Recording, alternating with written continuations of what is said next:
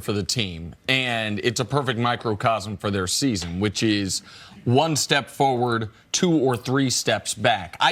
I thought the Lakers potentially maybe turned a bit of a corner in the Grizzlies' loss, actually. That fourth quarter of the Grizzlies game, when the defensive intensity was there, when they tried to mount a comeback, they just, after being just dead in the water for the first 3 quarters, they just couldn't hit shots. And you heard LeBron and Luke Walton after the game more encouraged than they had sounded recently. And then you go and beat the Pelicans. And then for 3.5 quarters against the best team in basketball, the Milwaukee Bucks, I thought the Lakers were playing one of their best games of the season. Ingram was having the best game of his career. LeBron was playing well. And then they fall apart, absolutely fall apart down the stretch against the Bucks. And then have their, add it to the list, a new worst loss of the season against the worst team in basketball. Everyone has to hold accountability for that loss to Phoenix. Luke's rotations were ridiculous. Rajon Rondo continues to play the worst basketball of his career. And when they're trying to mount a comeback, LeBron just misses 2 free throws to keep going with the worst free throw shooting season of his career, where he is now not even an average, but a markedly below average free throw shooter. So everyone's got to own this.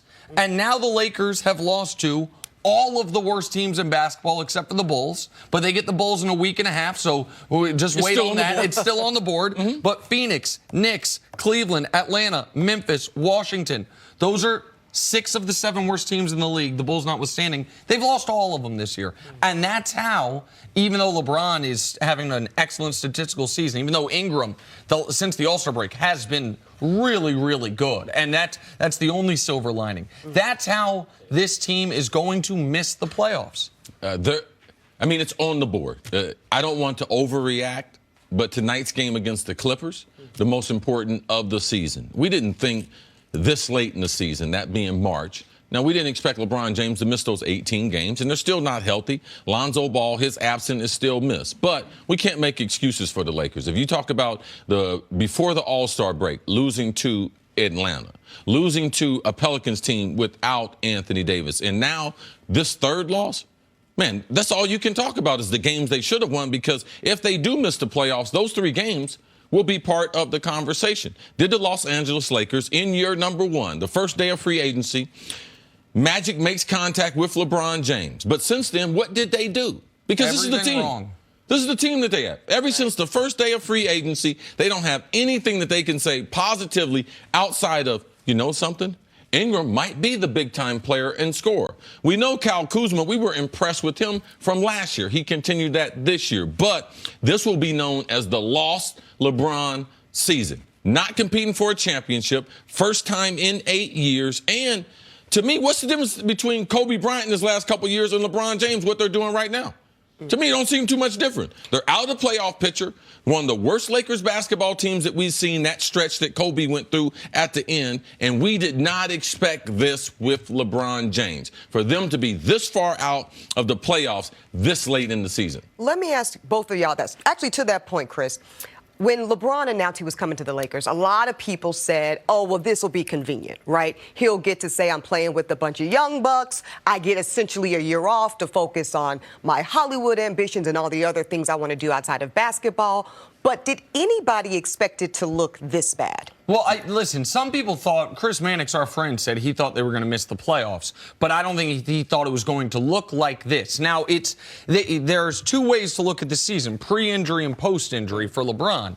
But the problem is that since he came back, if they had just beaten the bad teams, they're fine. Since he came back, if they had just beaten, as you mentioned, the Hawks, the Pelicans with no AD, the Grizzlies, and the Suns, then they're playing tonight against the Clippers to solidly be in the playoffs. Instead, I disagree with only one thing you said, Chris. You said the season comes down to tonight. I think the season's a wrap. I think even if they win tonight, they would need to go 15-4 the rest of the way. And at what point this year, at what point have we seen the Lakers where we say they can win 3 out of 4 games for a month? for a month plus. I just don't see it. So even if they win tonight and you're like, okay, they're only 3 losses back of the Clippers. They're creeping towards the tiebreaker with them. To me, that won't matter because even if they beat the Clippers, they will find a way to lose a game they shouldn't. And I don't think it's right that the narrative, because it's going to be out there, LeBron James came to Los Angeles for the things that you mentioned. And those things, basketball being secondary. Some people when you are LeBron James, it's a legitimate question. Did you waste this year in trying to pursue the things? Now, we know the people that help LeBron organize things. And one thing LeBron and Maverick and Rich Paul, we talked to Rich Paul, saw him earlier during the season. Man, they realized the main thing is the main thing, and that's basketball.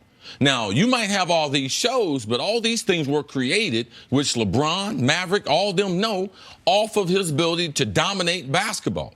Now, with the postseason, if LeBron is not part of the postseason, I said this a couple weeks ago. If the Lakers don't make the playoffs, LeBron James is not the best basketball player in the world anymore. Now, he might have his ambitions as far as his next career and other things he's doing. He might be satisfied with that. But watching the playoffs is not something LeBron James in this first year with the Lakers that he was expecting. But for all those out there, because that's a part of it. When you have been in the finals 8 years in a row, you go to a Lakers team that we don't think is competitive.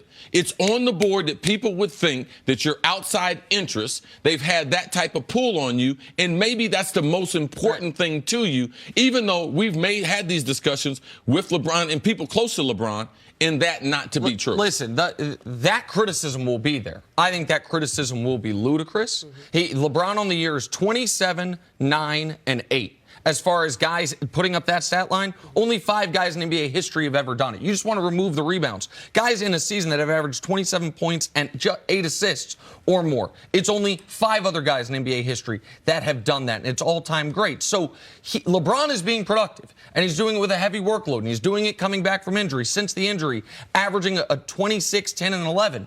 But the team's losing. And the team is losing games they shouldn't. And, of course, that's going to fall on the shoulders of the best player. Do I think LeBron's the biggest problem with the Lakers? No. I think the front office did him a disservice. I think the head coach has been a disaster. But even with a bad front office and a bad head coach, you're supposed to beat the Suns. He's won before. Right, of course, absolutely. He's won before. We thought in Cleveland the whole time. Yeah. Behind the scenes, we know there was not a lot of continuity. We know there was issues. We know there were coaches' problems. That's why they changed from David Blatt to Ty Lue. So, but no situations he still won. Yeah.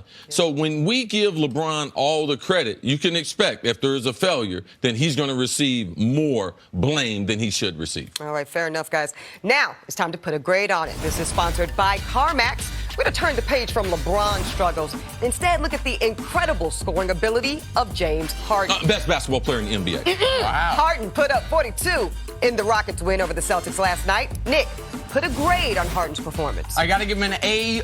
The plus becomes because of the step-back 3 he hit when the Celtics were trying to mount a run to make it 112-100, where he gets fouled, still makes it, rips their heart out.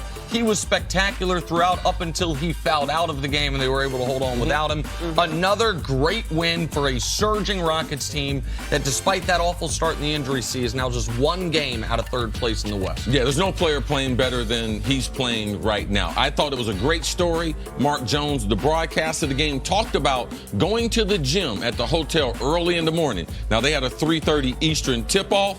James Harden in the gym working out the morning of a game. That's not a narrative I've ever heard with James Harden, but that's the reason why he's been able to keep this amazing season going. So you give him an A? Yeah, you got the grade. You give out the grades. I just give out the hot takes. All right, James Harden is focused. Coming up next.